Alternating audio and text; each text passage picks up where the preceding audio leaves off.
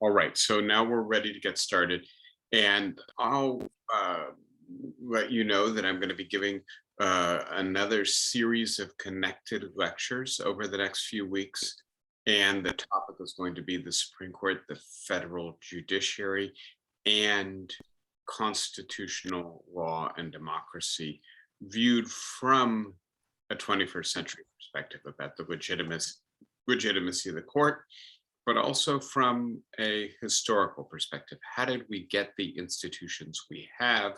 And are they continuing to function in the 21st century the way perhaps it was anticipated they would function in the 18th or 19th century?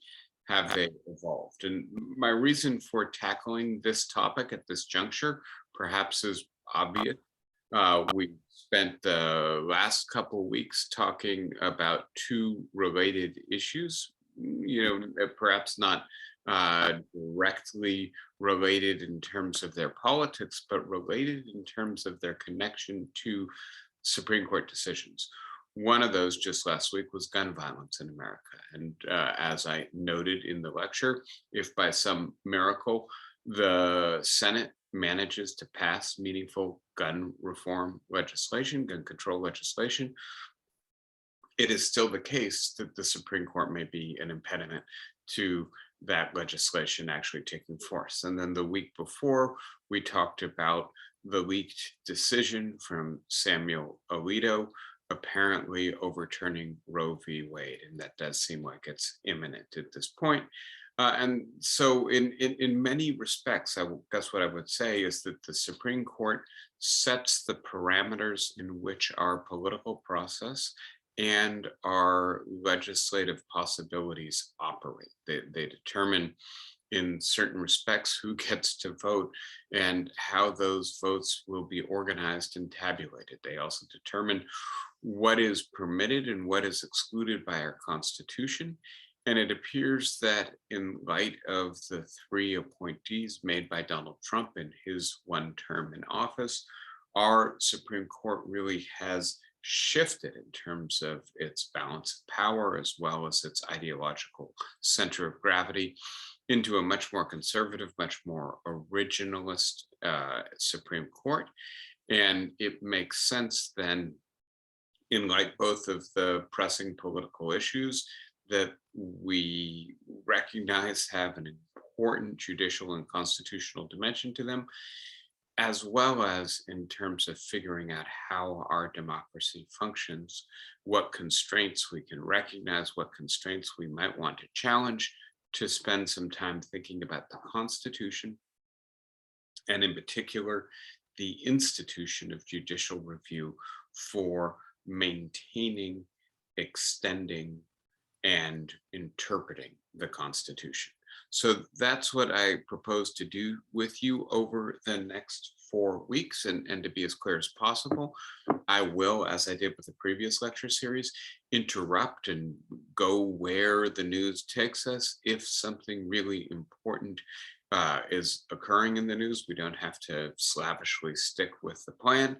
And having said that, I do recognize that beginning just next week, we will have the public hearings from the Special Investigative Committee in Congress on the January 6th insurrection. And I would point out to you the relevance of thinking about the Supreme Court as we learn more and more about what now appears quite clearly to be an attempted coup, an effort to overturn the outcomes of a presidential election orchestrated from within the White House. So, in a sense, I think that perhaps the most important event that I can anticipate in the coming week will be well illuminated by the stuff that we're going to be talking about together over the next few weeks. To then let me actually start with the overview. Today, I want to talk with you about the current context and the historical origins of the American Constitution. Then next week, I will continue with the historical origins, but in particular, look at the emergence of the institution of judicial review, and in particular, in a context in which popular constitutionalism, the idea that the Supreme Court is not the final arbiter of the meaning of the Constitution, but rather the people themselves are, the way in which that rivalry played out in the early years of American republicanism. And then in week 3, I will look at the historical evolution of the American Constitution.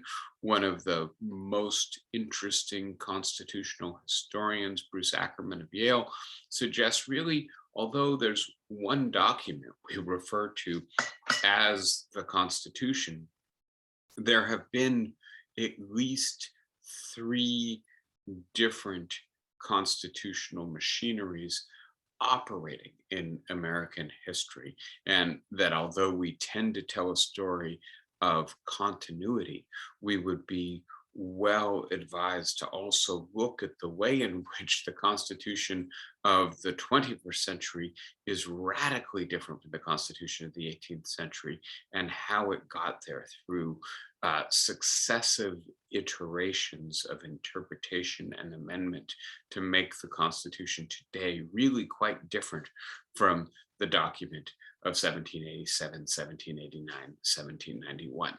And then finally, in the last week, we will turn again to the 21st century and ask both about a contemporary defense of constitutional democracy with judicial review, and also how both our understanding of the history and of the contemporary defense might lead us to propose certain reforms with regards to the Supreme Court and judicial review. So that's the big picture. For today, I want to focus really, I think, on 3 themes. One of them has to do with the history of the Supreme Court and the Constitution. And that will be the last theme, and that will carry over to next week. And I start with a few images related to this. Of course, the Supreme Court itself in its classical majesty, almost a temple to the rule of law, right? Obviously echoing classical Greek architecture, and trying to express, I think, Madison's ambition that the Constitution itself would be regarded as venerable and hallowed, and therefore be an anchor of stability in American politics. But I juxtapose at the same time 2 different images. The image of Philadelphia in 1787, the signing of the Constitution, a later painting of this event that emphasizes the nobility, the dignity, even perhaps the aristocracy of both the setting and the principles, right? And contrasting that with another of the really important political antecedents to the Constitution, an engraving of Shays' Rebellion in Massachusetts, just a couple years before the signing of the Constitution.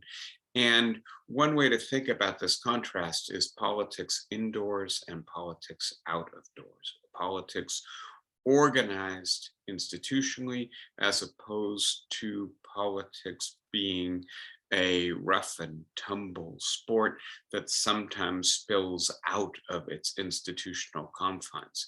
And one of the things I think we learn as we look at the history is that there was an effort by the gentlemen in Philadelphia to confine constitutional politics to the pristine halls of the Supreme Court, rather than letting it spill out into what you might call popular constitutionalism. And being attuned to the idea that both of those traditions, both of those views were alive and well in America in the post-revolutionary epoch, gives us some, I hope, historical insight into how different our practice is today from what it was at the time of the framing of the Constitution, and that perspective may be useful in then thinking about whether we are still doing with our Constitution what we should want to be doing in a constitutional democracy. Having said that, the other two issues that I want to focus on today really have to do with 2022 issues, right? On the one hand, with the sharp turn to the right of the Supreme Court and its implications, not just for issues like abortion and gun control or the regulatory power of the federal government, whether the delegation doctrine is perhaps also on the chopping block, but also for the legitimacy and standing of the Supreme Court. And so if my analysis is correct, the Supreme Court is presently very far out of step, not just with Americans politically, but with American understanding of constitutionalism and constitutional rights. And so the question of whether or not the sharp turn to the right of the Supreme Court might not just change the parameters within which our politics operate, but also might have deleterious effects on the Supreme Court's legitimacy and authority within our society. And that then takes me to the second big theme of the contemporary stuff, which concerns why right now, at this juncture in American political history, it's actually extremely important that we have a Supreme Court that maintains and conserves its legitimacy and its authority, because as I will suggest to you, there are mounting pressures in American politics that are hostile to the rule of law. And of course, one of the central functions of a judiciary, and especially of its highest court, is to maintain the rule of law, especially when there are populist pressures that are challenging it. And so that's a quick overview of the diverse material I hope to cover today. I will start with where we left off when we had our discussion of abortion, or at least this is one of the issues we discussed. If you remember, this is a map of where, if Roe v. Wade, I believe I should say when Roe v. Wade is overturned, it's likely to be the case that there will be more restrictions on abortion, and likely to be the case that there will be more protections for abortion. I live in New York. The state assembly just concluded its legislative session, and on the last day of the session, several bills were passed that protect abortion rights, but in particular, bills that protect citizens of New York from being prosecuted or sued by citizens or authorities in other states for performing or assisting in the abortion of citizens from those states, right? And so if we are about to enter a post Roe v. Wade world, I think one of the things we can anticipate is that this map will indicate a uneven regime of rights with regards to,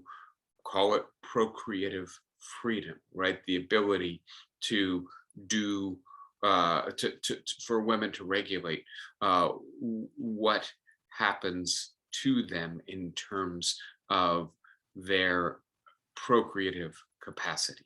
And so we will see states, we're already seeing states that will not only try to outlaw abortion or substantially restrict access to it, but where there will also be an effort to prevent women who are pregnant from leaving the state for another state in order to secure an abortion, and to prevent people assisting women from leaving that state. And similarly, prosecuting or suing people in other states who assist women who have left the state in order to get an abortion in doing so, right? And so when I look at this map, I have to say I'm reminded of the pre-Civil War United States, not only in the sense that there were states in which individuals, African Americans, had no rights, were chattel property, and other states in which they were potentially free, if not yet equal persons, right? And that when a person tried to leave a state in which their rights were abridged for a state in which their rights were protected, the states they were trying to leave tried to prevent them from leaving, call them back, punish if the state that they left to would not deny their rights or return them. And this kind of uneven regime of the protection of rights goes back to the idea of states and not the federal government being the primary security for the enforcement of rights. And of course, that idea, which was the reigning idea in the United States up until the 14th Amendment to the Constitution was ratified, that idea created great interstate conflict on core rights issues.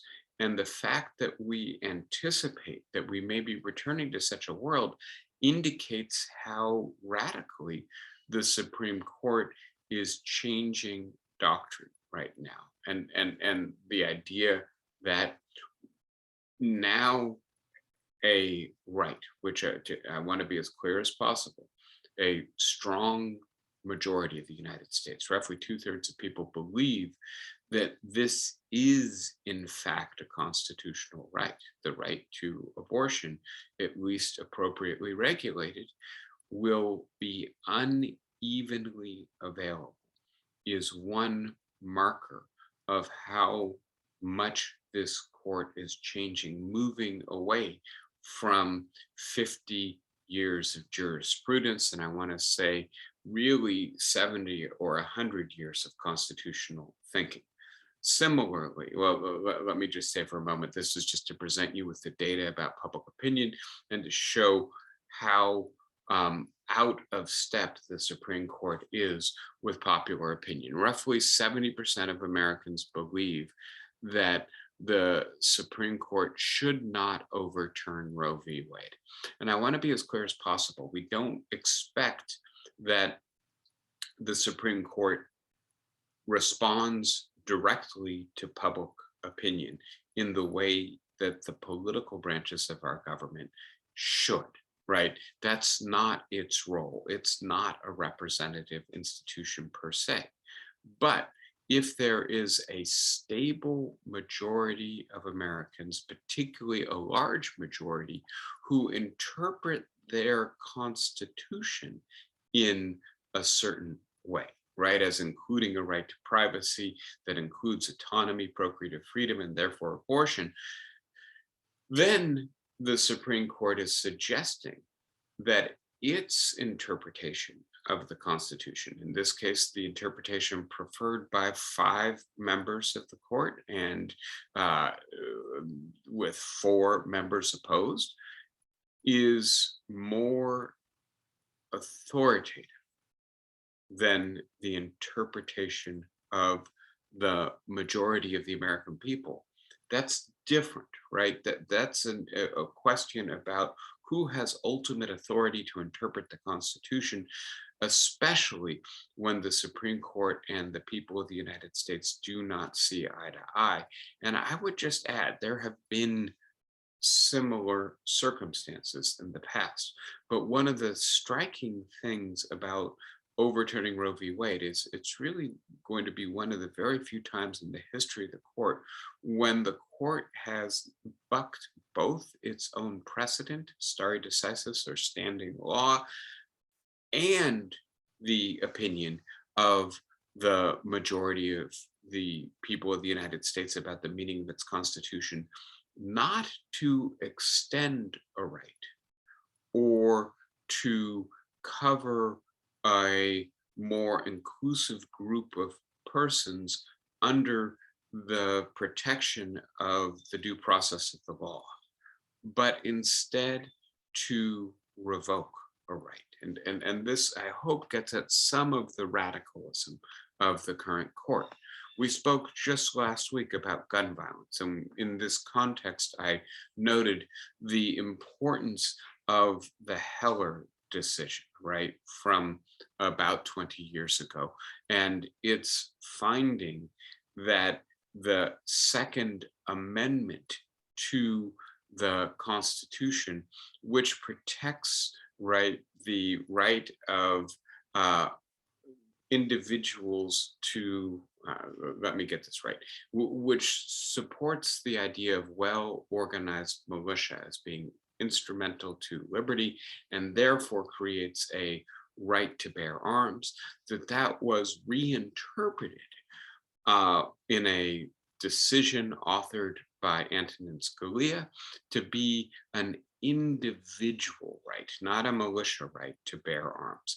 Again, a split decision, a 5-4 decision, in which all of the justices voting in favor of this reinterpretation of gun rights were appointed by Republicans, in which 3 of the 4 justices voting against were appointed by Democrats. Actually, 1 Republican joins in this opinion.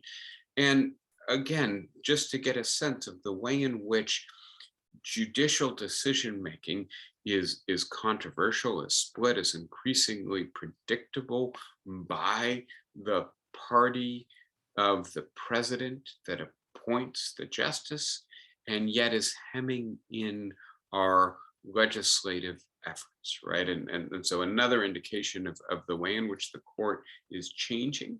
I spoke with you a couple of weeks ago about one of my most influential teachers, Ronald Dworkin, taught for a very long time at NYU and at Oxford University, is no longer with us, but in his book, Life's Dominion, he set out not only, I think, one of the most persuasive defenses within American constitutional law for why Roe v. Wade was correctly decided, but more generally for the approach to constitutional interpretation, which he called the moral reading of the Constitution. And the key idea here is that justices and judges have not only the right, but the duty that their only coherent stance is one that treats the Constitution as a living document.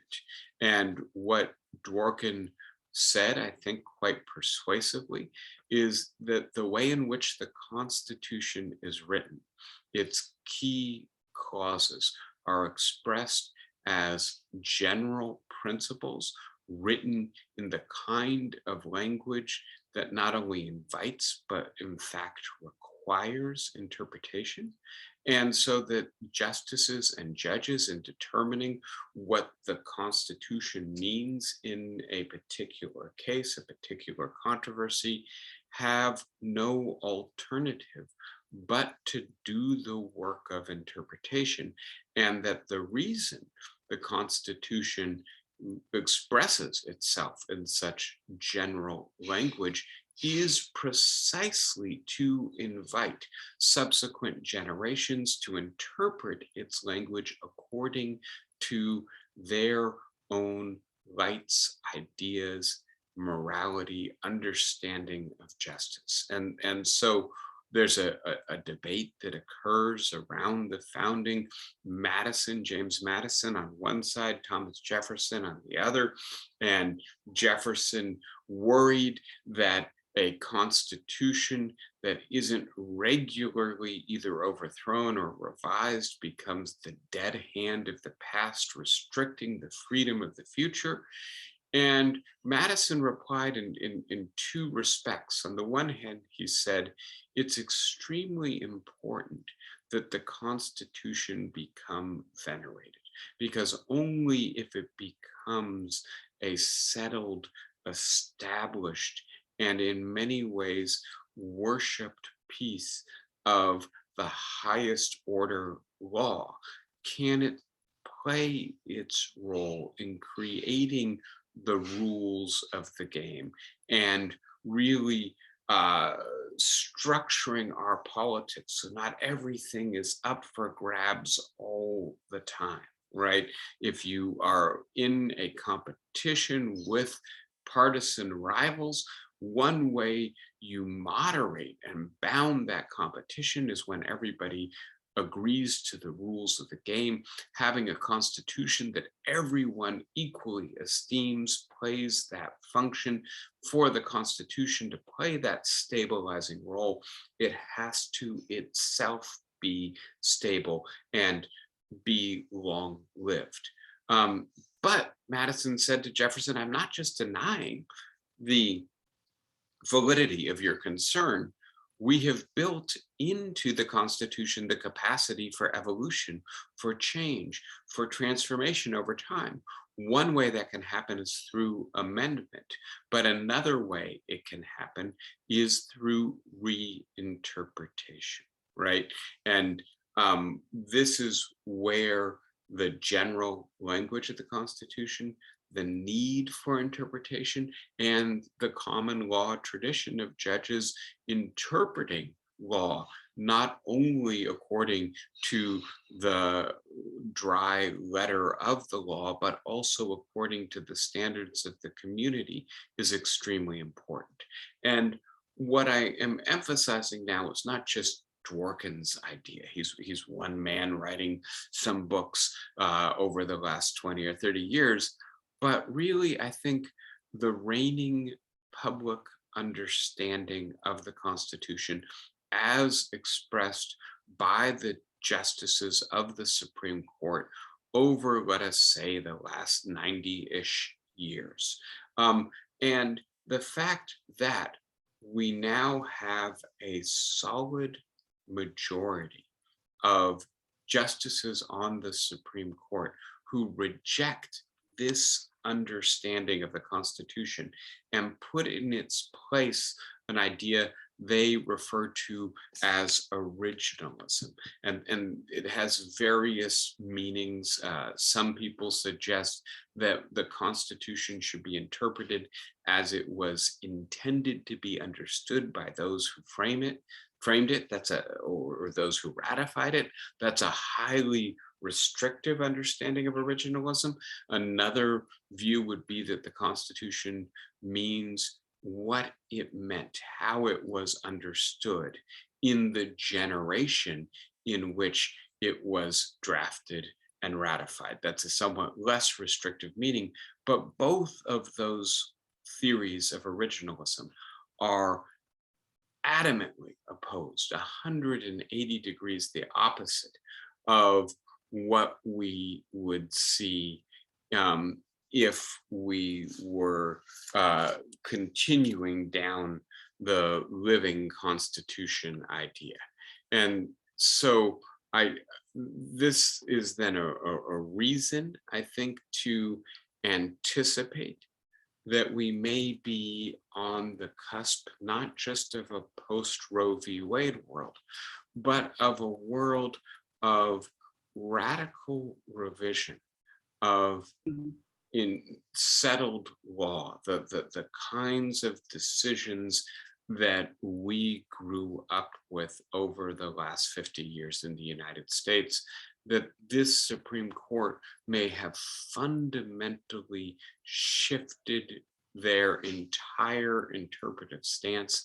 And when they do, they then will also shift the reading of the Constitution, and that will change the regime of rights that Americans have, the parameters in which we legislate, maybe even the very process via which our democratic politics is organized. And so again, one concern here is that if I read things correctly, the vast majority of Americans are not originalists and will be shocked and dismayed if the Constitution is radically reinterpreted by the current members of the Supreme Court.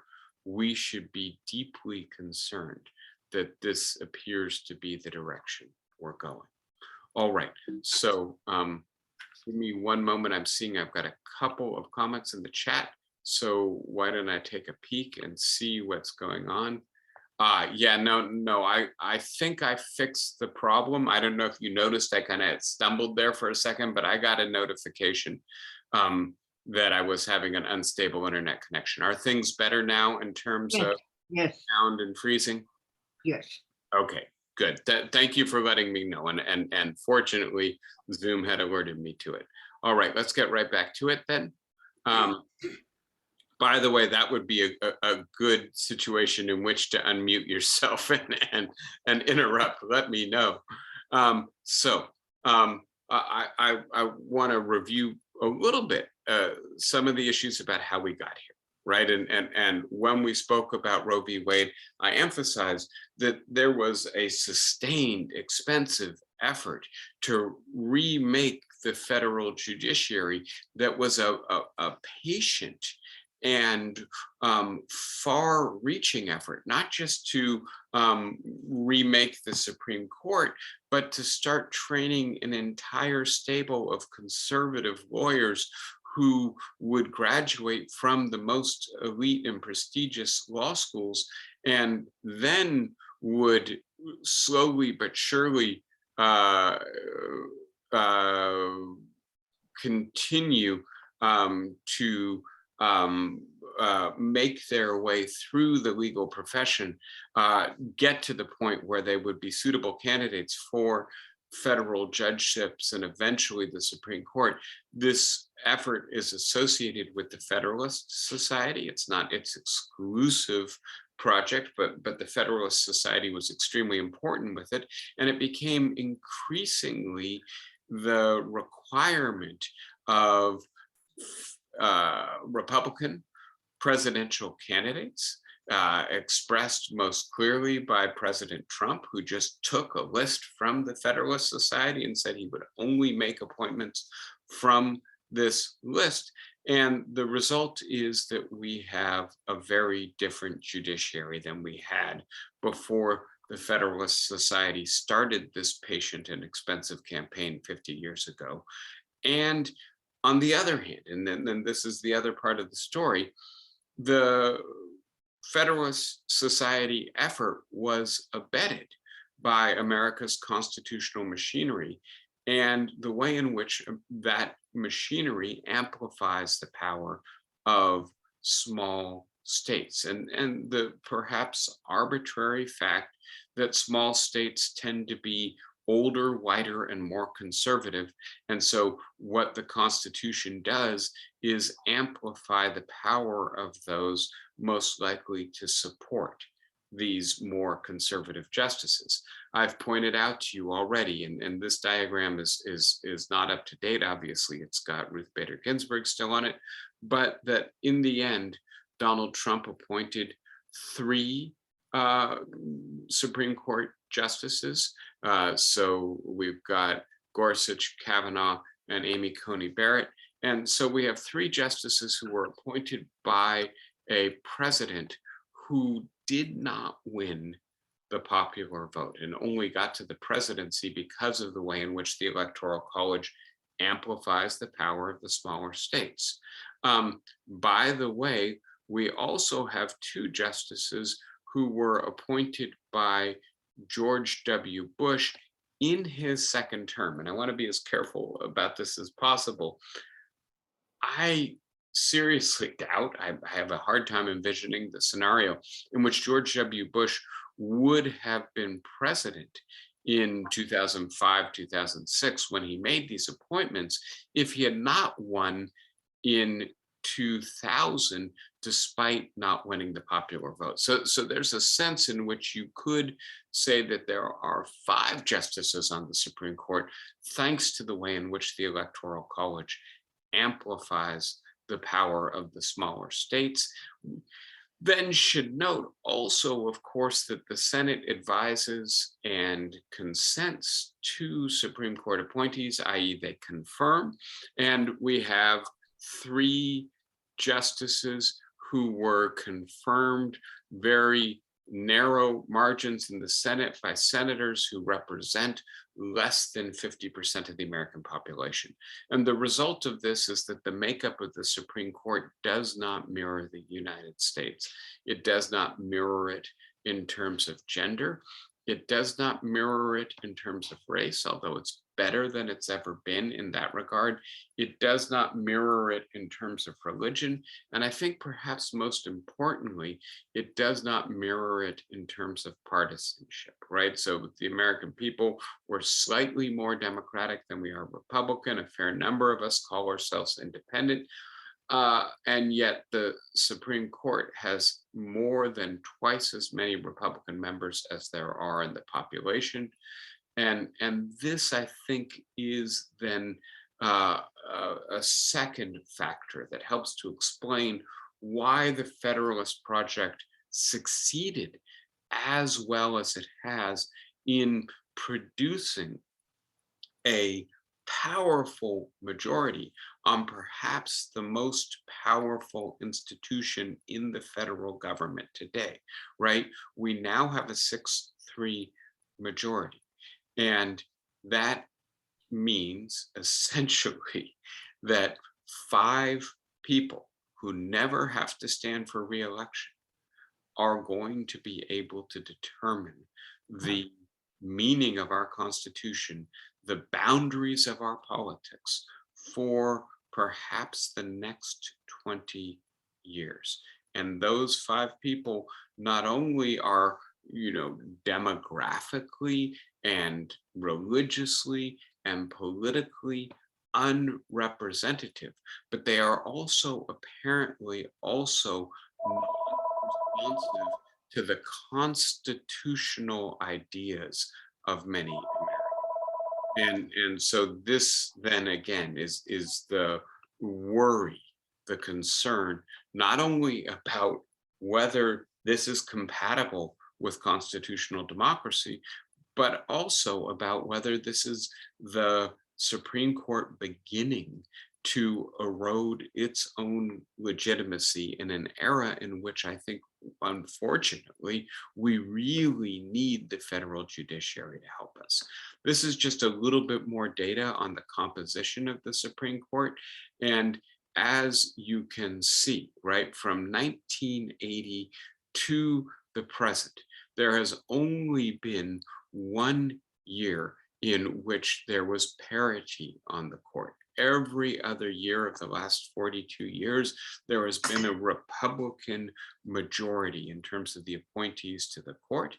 And the 1 year, as many of us will painfully recollect, is the final year of Barack Obama's presidency, in which he nominated Merrick Garland to the court, and the Senate refused to have confirmation hearings. And so rather than having a 5-4 split going into, right, the Trump presidency, we ended up 4-4 and then ended the Trump presidency 6-3. This is true for the federal judiciary as a whole, though not quite as uniformly. As you can see, in 1980, there was actually a strong majority of Democrats, almost 2-1 on the court. In 1984, we expanded the federal judiciary from 148 to 168. It was expanded again in 1992. And because this was the Reagan-Bush era, 2 Reagan presidencies followed by George H.W. Bush's presidency, very quickly we moved from majority Democrat to majority Republican.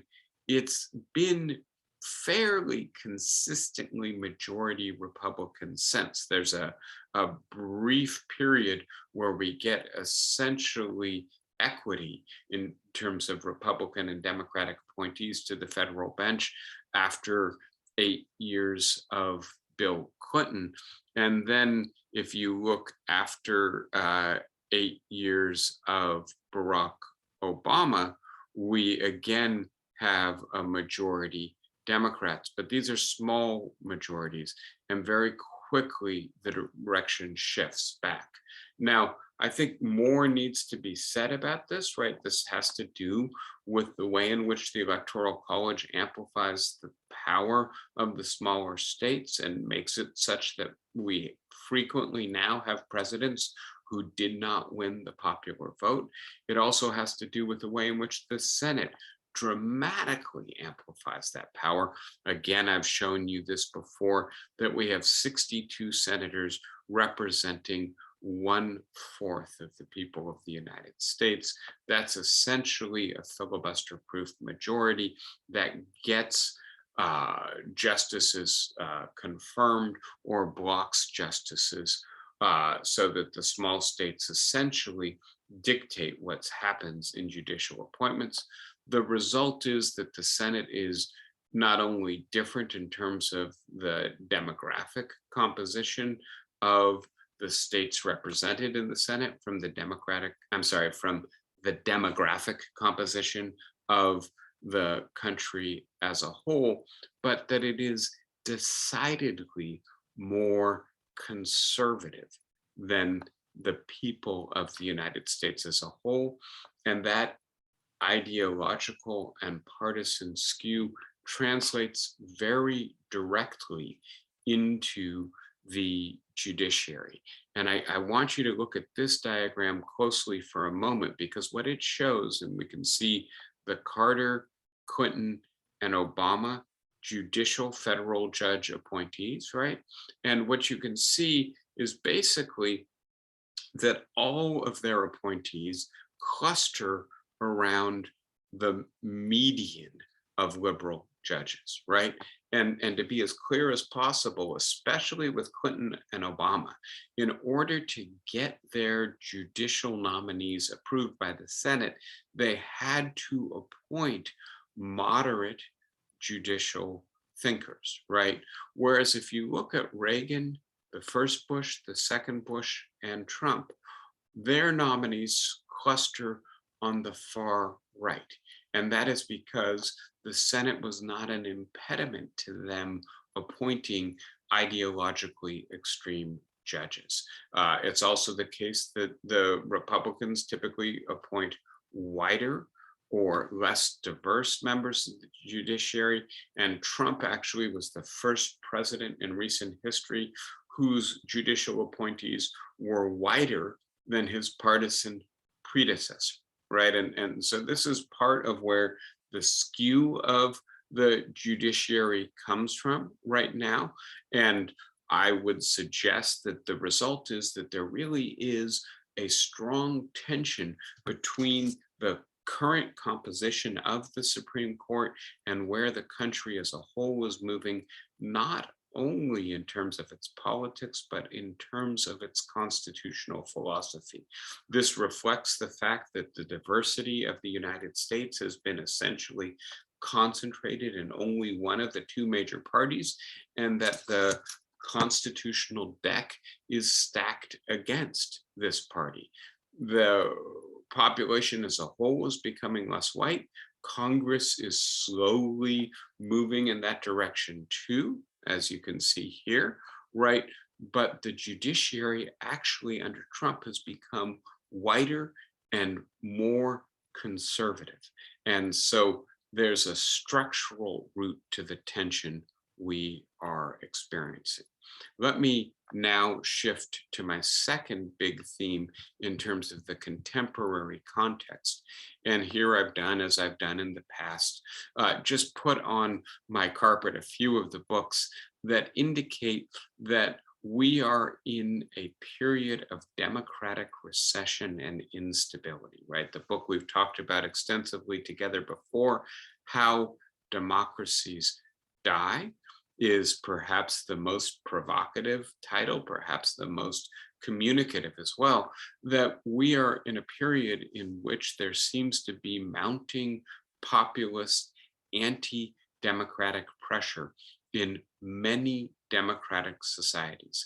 And again, my suggestion is that in these circumstances, democracy requires all of the support it can get. We have to do things that are not related to the Constitution per se or the judiciary specifically in order to rescue democracy, in order to repair democracy from the genuine problems that are leading to these anti-democratic currents in contemporary democratic politics. But having said that, while we undertake the difficult task of democratic self-repair, we certainly need a judiciary that assists us in maintaining the rules of the game. We are going to see next week, as we turn to the Congressional Special Investigative Committee's public hearing on what they have uncovered about the January 6th insurrection, I believe we will see that there was a multi-pronged effort to overturn the results of a popular election, a presidential election in the United States, orchestrated from the White House.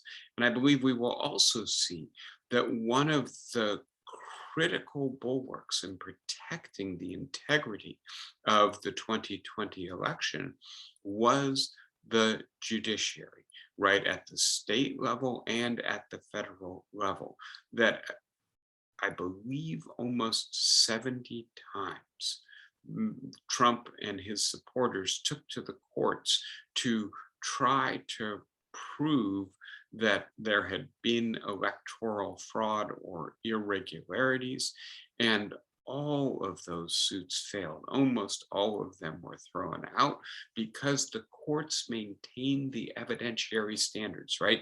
You say there's fraud, you say there's irregularity, show me the proof. Rumor, innuendo, stuff that circulates on the web and social media is not enough. We are a country of laws and rules. The laws dictate what evidence is. Your suspicion, your hunch, the fact that you can rile up a bunch of people to believe you is not proof. And so in a sense, I think it's not too strong to say that the judiciary was one of the essential institutions in maintaining a peaceful transfer of power in the United States against the perhaps most substantial threat to it in over 100 years. We need the judiciary to be able to continue to do its good work. Let me give you a little bit more evidence about why I am alarmist about the fragility of democracy in the third decade of the 21st century. This has to do with the fact that we're seeing declining support for democracy. And this is across the board, but it's especially marked at a generational level, right? You can see if you're born in the 30s, 40s, 50s, high support for the importance of living in a democracy. These are people who saw fascism, saw what the alternative to democracy is, but also saw successful democracy, saw the United States successfully navigate the Great Depression, put into place the New Deal, and become one of the most prosperous middle-class countries in the history of the world. These are people who witnessed the United States successfully conduct itself in World War II and defeat the fascists. But by the time you get to the people born in the 1980s, the support for or indication that it's important to live in a democracy has declined by more than 50%. It's fewer than 30% of people born in the 1980s who say that it's important to them to live in a democracy.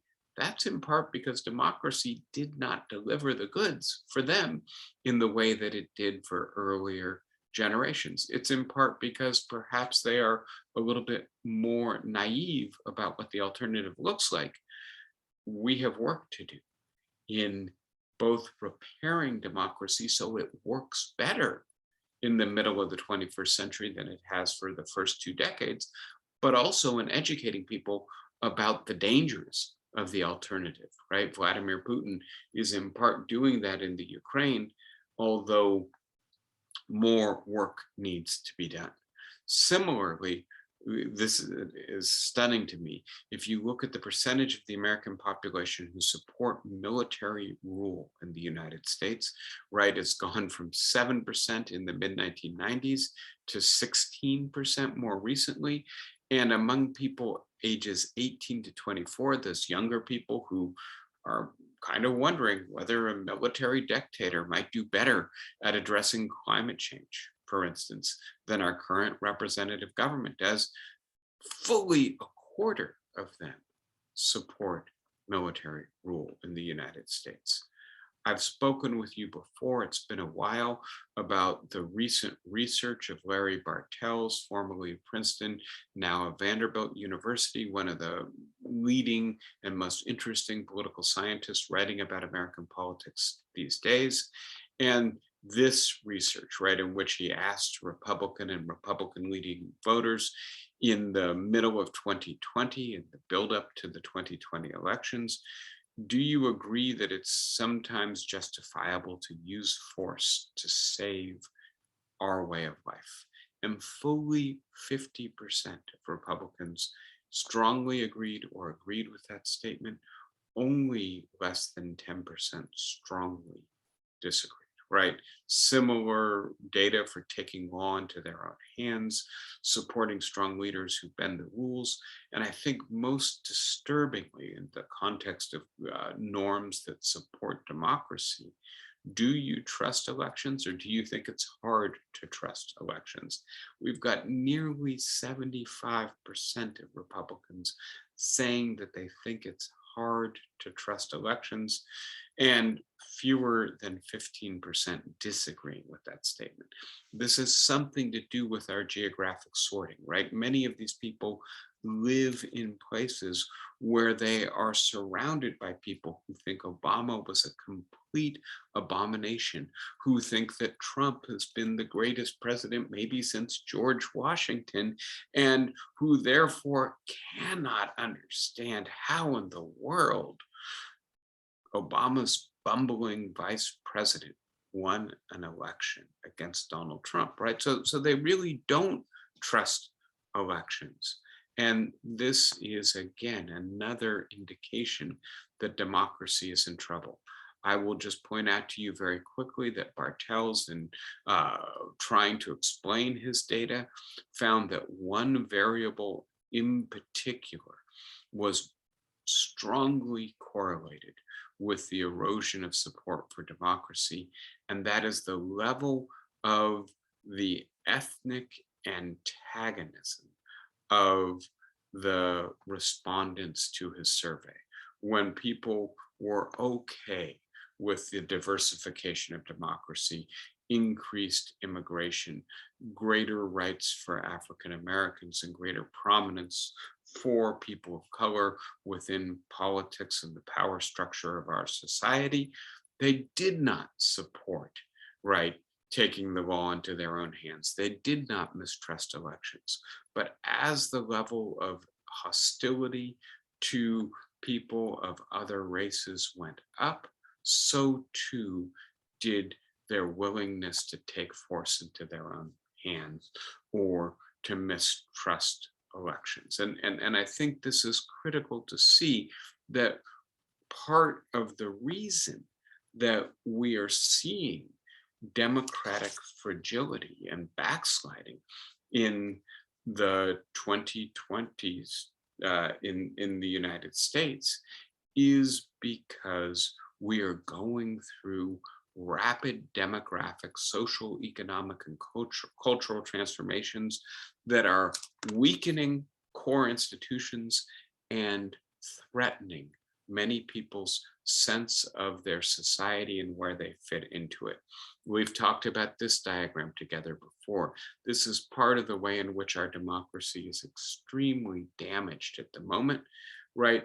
A diagonal line on this diagram indicates that representative democracy is operating the way it's supposed to. That is to say, as the support for the people goes, the support of the people for a particular policy initiative goes up, the likelihood that that policy initiative will pass goes up, right? And if you look at this first diagram, as you can see, basically support for legislative initiatives by the majority of Americans, the bottom 90% in terms of income and wealth, has no bearing on the likelihood of legislation to pass, right? 80% of Americans favor some sort of limits on gun ownership, some sort of gun reform. That legislation has not passed for a very long time. That's exactly what this would predict.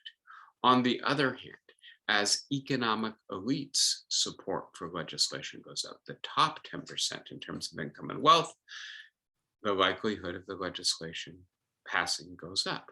Similarly, as interest group support goes up, the likelihood of the legislation passing goes up. The NRA opposes gun control. The majority of Americans support it. Gun control on this model is unlikely to pass, not likely to pass. Similarly, we've talked before about the fact that one of the critical pillars for the stability and maintenance of democracies is conservative parties that support democracy. Daniel Ziblatt, one of the co-authors of How Democracies Die, in this book on conservative parties and the birth of democracy, argues that in a sense, liberal or progressive or left parties are naturally supportive of democracy, that it's directly related to their core ideology of equal rights for all, of support for the working class, for women, for racial minorities, that they would support democracy. Whereas conservative parties actually tend to be much more contingent and instrumental. They support democracy when they think it is the best path for them getting their policies passed, or when they think that withdrawing support for democracy is more likely to damage them than to help them with their legislative agenda. And again, in the United States today, one of our two main parties, our conservative party, the Republican Party, seems to have eroding support for democracy.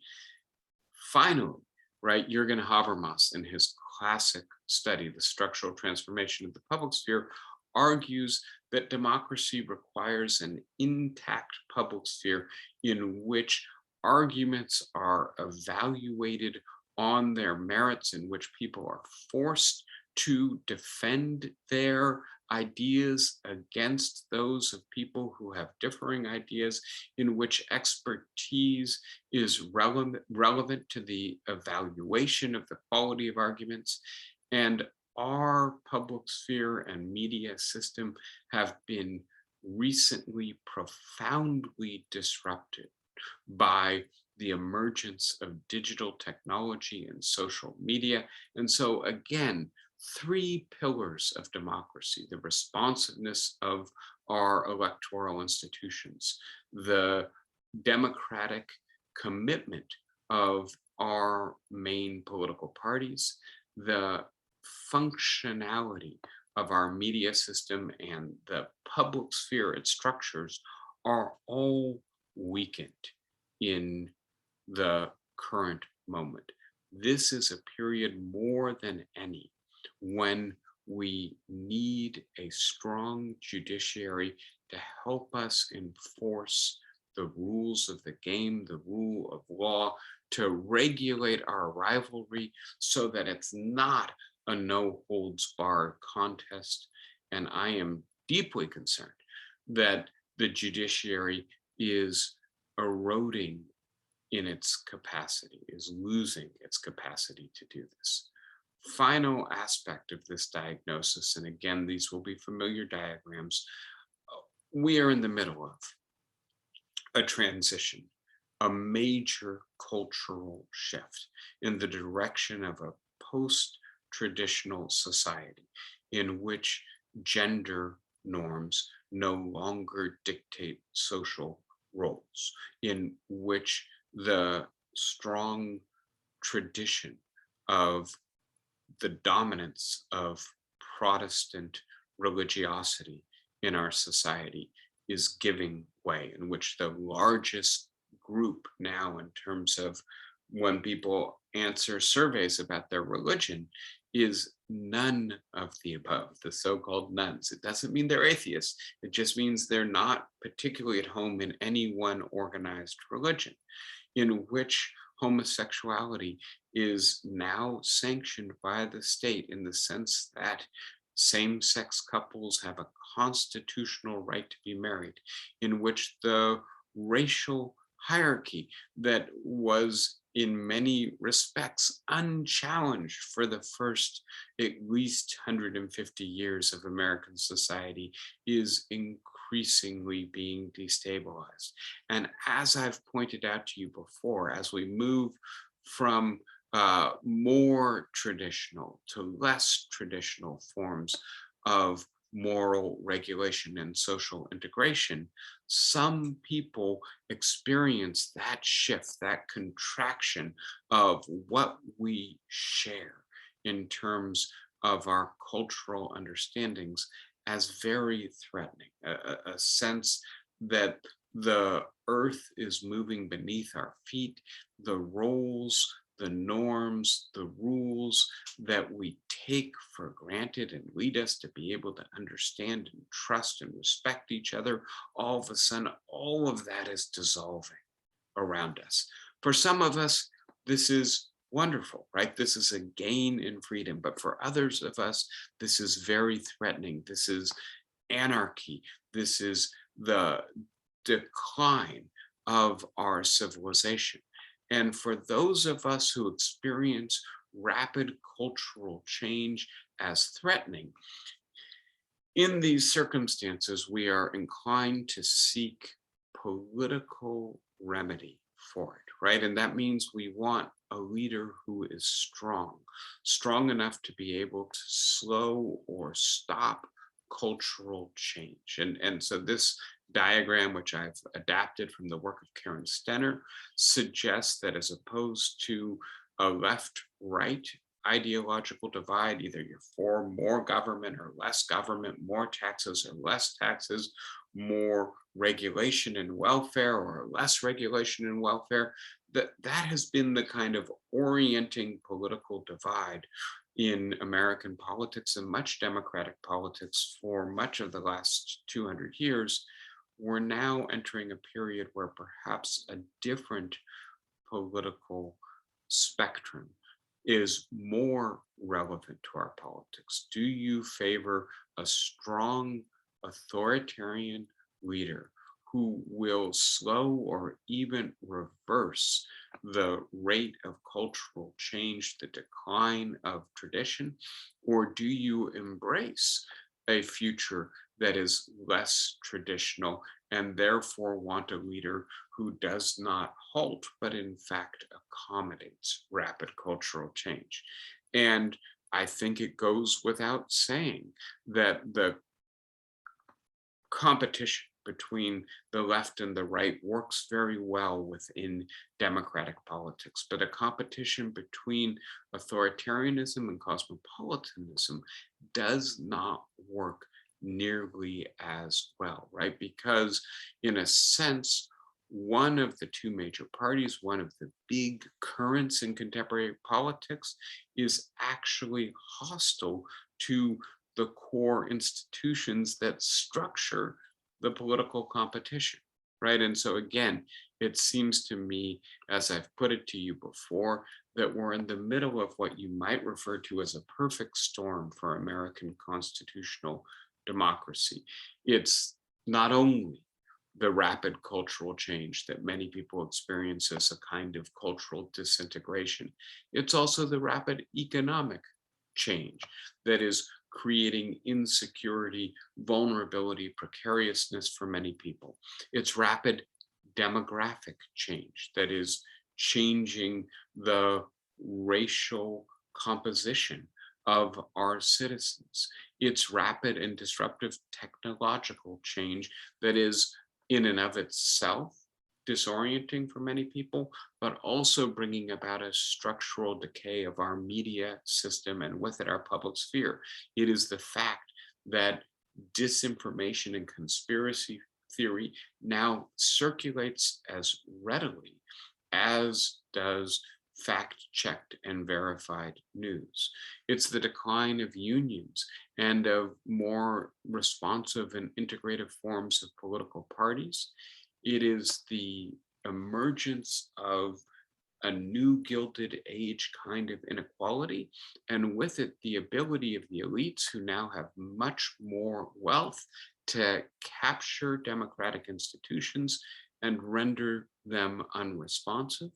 And finally, it is the authoritarian drift of one of our two major political parties. This is a situation in which we need to lean heavily on the rule of law until we can fix some of the underlying faults in our democracy. We need a court and a federal bench that has the trust, the confidence, the respect of the people, that has a surplus of legitimacy and authority, which will allow it to prevent the understandable democratic discontent and the vile forms in which it's being articulated as authoritarianism and racism, that will contain that until we can repair, fix the problems with our democracy that are giving rise to it.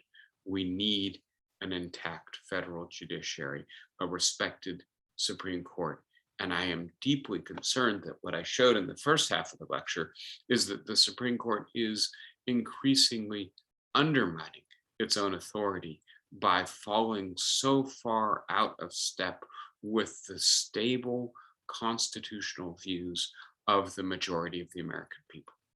I will stop there. Obviously, we didn't get to the historical part, but I've reserved next week for that. So we will go back to the 18th and 19th centuries, the emergence of the Constitution and judicial review together next week. For today, why don't I ask who has questions, thoughts? I will unmute everybody as long as you can keep the background noise under control, okay? Hello, Yes, who is that? Flossie. Of course, Flossie, you start us out. Okay.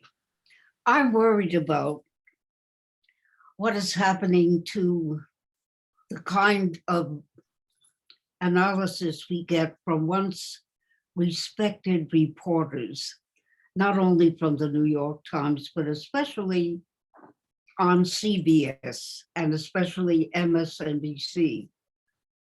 Certain changes have occurred that I can't quite understand.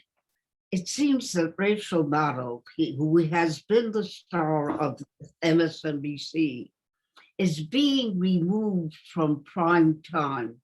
She now reports only on Mondays. And a whole host of new faces are replacing her, so that even the announcement of the Rachel Maddow show is no longer announced. She's primetime, one of many. She has been the star for me because she is a good storyteller, a fairly good teacher, and much respected by a great many people that I respect. Her removal, or let's say her being downplayed or put in a very minor position now, so that she has to come during advertisement time to assure her former audiences that yes, she is still on Monday. She is still there. I am disturbed by that, and I don't know what to make of it. So, Flossie, I will confess, I really don't watch television news anymore. So I'm not in a position to really comment on this from a viewership perspective. I can only give you a very speculative idea. And That's what I like, speculation. well, so let me start by reminding you that of the major networks, right, the highest rate of false information comes from Fox News, right? Yes. And it's much higher than any of the other networks. The second highest comes from MSNBC, right? Really? And yeah, so one of the things to recognize is that the more ideological outlets tend to be less concerned with the verifiability of the information that they present and more concerned with confirming the identity of their viewers, of being in lockstep with the prior views of those who are watching them. Now, having said all of that, that's just giving you like a grain of salt of caution about viewing Maddow or MSNBC as the most reliable station. I'll just offer my speculative idea that Maddow was the woman of the moment when Trump was president, right? Because she was perhaps the most effective journalist at mixing a kind of critical scrutiny of Trump's politics with a kind of, I guess, wry ridicule. If I have her right, I watched her a little bit more during his presidency. And now that Trump is not president, perhaps the appetite for Maddow's style of journalism has declined a little bit. And MSNBC, of course, like every other commercial broadcast network, is sensitive to its ratings. And so my guess is that Maddow is less prominent on MSNBC, perhaps because her ratings are less high, perhaps because the times have changed. All of that is guesswork. I really don't have an answer to that. So Rachel Maddow had an answer, and Rachel Maddow announced this back in February that she was going to go on hiatus, and then she was going to come back one day a week because she has these other projects she's doing for various people that, and she's, I gather, is tired of doing it every day. And I mean, she has a reputation as a truth teller. Maybe she's not, maybe she's covering up MSNBC management decisions. I don't know, but that's what she says anyway. Interesting. Okay, so this is really, and I was thinking in the back of my head, obviously Maddow wrote a book just a couple of years ago. Maybe she's working on another book-length project, but it sounds like she's decided that she is interested in things other than being a full-time news personality. Thank you, John. Thank you both. I don't agree, but I thank you both. But very, very much. Okay, of course. Anybody else with stuff about?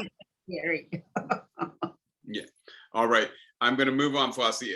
I'm just curious to hear if anybody else has any questions about the stuff we covered today, about the ideological shift in the Supreme Court, about the potential damage that does to the court's legitimacy, or about whether we are particularly in need of a court with a reservoir of legitimacy and authority, given the roiled period we are in our democracy. Go ahead, John. I think that's absolutely right that we need it, but what is our chance of getting it? Our chance overwhelmingly for that and many other factors depends on having a decent Democratic candidate for president 3 years from now. And I'm surprised that I've heard so little discussion of the question as who should run for president for the Democrats next. I think it's ridiculous to think that Biden should run. I doubt that the vice president is a very strong candidate. Is there no other Democrat that might look plausible? Is no one writing about this? I don't follow this stuff very closely, but still. And I have to admit that I have grown a bit tired of that aspect of American politics myself. So, John, you start from the assumption that Biden is not a viable candidate, right? And I think part of the issue here is that we're really in kind of uncharted territory where we've got a first-term president who, given his age and given his lack of popularity, lack of success, perhaps, appears to be not viable for a second term, right? And I guess I'm thinking back to Reagan running against Ford or Ted Kennedy running against Carter. It's not very often that you get a serious challenge to an incumbent president from within their own party. So I think really for that conversation to begin, Biden would have to say, I'm not going to run, right? And he has not, right? If anything, he's indicated the opposite. So it's understandable that, let me throw a name in there, Gavin Newsom is not testing the water yet, right? You know, we could talk about Andrew Cuomo as well. You're right. I mean, there are no doubt people out there waiting in the wings, eager to test the water, but I think it's very problematic for them to do it unless Biden, in a sense, greenlights the efforts. It occurred to me in thinking about this that it's elected politicians, judges, and college professors are really the only people who never retire. They never leave voluntarily. And the main reason is other people wouldn't leave voluntarily either, but there's a board of directors or a boss or somebody else who tells them they have to leave, but not college professors, judges, and elected politicians. You seem to be the counterexample to your own statement. Well, that's true. I don't mean they never do, but I mean, in other words, they can't. There are a lot of people who, it seems to me, should have probably retired maybe 15 years ago and didn't in the college professor thing ever since the age discrimination law was applied to college professors. Yeah. Anyway, it's another topic, but I think it is a problem that, I mean, we had Judge Ginsburg, we have our current senator, we have numbers of people who one would think would be willing to move on and let someone else build up a reputation and become elected again, and doesn't happen. Yeah, so let's reserve this topic for an entirely different day and lecture, because I do actually think that there's some really interesting stuff happening, right? We're living longer than we've ever lived before. We're actually maintaining our health and, you know, touch wood, our wits, much longer than we ever have. Speak for yourself. There's an issue here about what's sometimes called generational turnover, right? Which is to say, for the young generation to rise, the old generation has to get out of the way. And it seems clear when we look at the power structure of the United States, we have a gerontocracy right now, right? And we have a lot of capable young people who, frankly, I think are the best hope for our democratic future, who are having trouble finding their way into the corridors of power at an age when in the past they would have been already ascending. So I think it's a real and important issue. Of course, when we're talking about judges and professors, there's a word for what we're dealing with: tenure, right? Lifetime tenure of judges, tenure for professors. We don't have to retire.